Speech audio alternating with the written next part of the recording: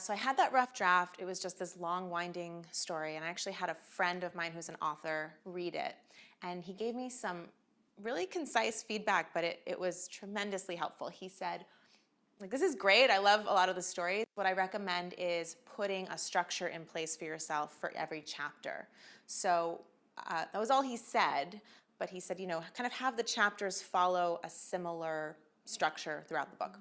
So I decided my structure was going to be, okay, let me start with a story about my business, the lesson I learned from that story, case studies showing that story, a personal story that relates to it, and then like kind of a to-do for the readers at the end.